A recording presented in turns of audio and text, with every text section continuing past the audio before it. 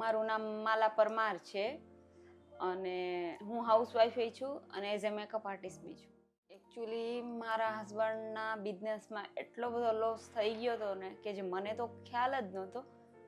Last time મારા હસબન્ડે મને કીધું કે આપણે આ મકાન અમે લીધું હતું એ વેચવાનું કે વોટેવર, એને મરી જવા સુધીનું ડિસિઝન લઈ લીધું હતું. ત્યારે પછી મને મારા ક્લાયન્ટે જ મને આશીષભાઈનો કોન્ટેક આપ્યો હતો અને રિયલી હું અહીંયા આવી હતી. મને ઘણો આમ, મારા હસબન્ડ ચૂપ હતા, કાંઈ બોલી નહોતા શકતા. એ ટાઈમે આશીષભાઈ એમની કુંડલીને એ જોઈ અને જે અંદરની એની જે મનોદશા હતી ને એ બધી બહાર આવી ગઈ. ત્યારે મને ખબર પડી કે આટલો બધો પ્રોબ્લેમ્સ થઈ ગયો છે. પહેલાં તો અમારે જગ્યા ખરાબ આવી ગઈ હતી, એટલે પહેલાં તો અમે એ મકાન જસ્ટ આશીષભાઈ કીધું એ પ્રમાણે મેં કર્યું ને મારું મકાન 20 દિવસમાં વેચાઈ ગયું છે. 1 કરોડની પ્રોપર્ટી 20 દિવસમાં વેચાવી એટલે બહુ ઇઝી નથી એમ કે, બટ મારી વેચાઈ ગઈ.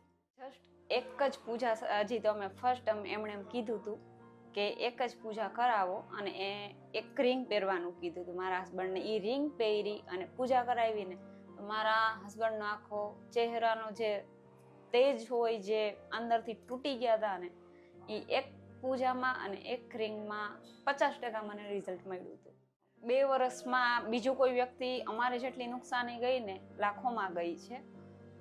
બીજું વ્યક્તિ હોય ને જે મિડલ ક્લાસનું મરી ગયું હોય, બટ અમે ઊભા થઈ ગયા. હવે અમને અફસોસ નથી થતો કે અમે નુકસાની ગઈ છે, અમને એ ગયું, વાંધો નહીં, અમારા નસીબનું નહોતું. આટલો રિઝલ્ટ મળ્યો છે. અમે ઊભા થઈ ગયા પાછા. એકદમ ખાડામાં પડી ગયા હતા પણ એ ખાડો ભૂલાઈ ગયો છે અમને. છોકરાઓને ભણવામાં શું કરવું જોઈએ, પછી બિઝનેસનો ગ્રોથ ધીમે ધીમે થઈ ગયો છે.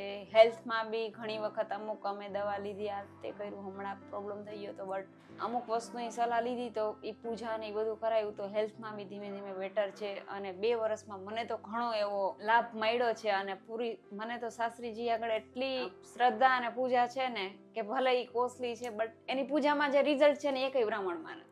હકીકત મારો મગજ બહુ ફરતો હોય ને હું સાસરીજી પાસે ફોન કરીને કહું કે આજે મારે આવવું છે, હું અહીં આવું ને રિયલી મારો મગજ એટલો શાંત થઈ જાય છે ને અને એટલી પોઝિટિવ એનર્જી મારામાં આવી જાય છે ને કે જે નેગેટિવ થોડ હોય છે ને એ બધા વયા જાય છે. અને રિયલી એક વખત તો મને તો પૂરેપૂરો ભરોસો છે કે મારે હવે કાંઈ બી કરવાનું હશે ને તો એમને પૂછ્યા વગર હું કાંઈ નહીં કરું. પહેલાં એમનું સજેશન લઈશ કે મારે આ વસ્તુ કરવી છે, શું કરવું, જેમ કહેશે એમ જ હું. અને રિયલી અત્યારે મારા ઘરમાં કાંઈ બી હોય તો પહેલાં કેવા મોટા ડિસિઝન કોઈ વસ્તુના હોય તો પહેલાં અમે સાસરીજીને પૂછી કોન્ટેક કરી કે આ વસ્તુ અમારા માટે યોગ્ય છે તો જ હા પાડે તો જ અમે એ વસ્તુ કરી છીએ, નથી કરતા. મને એટલી બધી શ્રદ્ધા થઈ ગઈ છે. અમારા ઘરના એમ કહો ને કે અમારા ઘરના, અમારા ફેમિલીના ગુરુજી અમે એમને માની લીધા છે.